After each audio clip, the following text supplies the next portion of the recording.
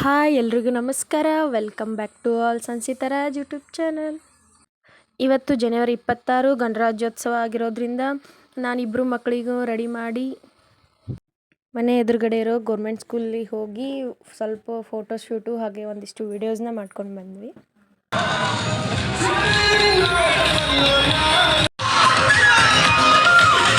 Photo shoot ಹಾಗೂ ವೀಡಿಯೋಸ್ನ ಮುಗಿಸ್ಕೊಂಡು ಹೊಸಪೇಟೆಯಲ್ಲಿ ತುಂಗಭದ್ರಾ ಬ್ಯಾಕ್ ವಾಟರ್ನ ಪಕ್ಕದಲ್ಲಿರುವಂಥ ಗುಂಡಾ ಸಸ್ಯೋದ್ಯಾನವನ್ನು ನೋಡೋಕೆ ಹೋಗಿದ್ವಿ.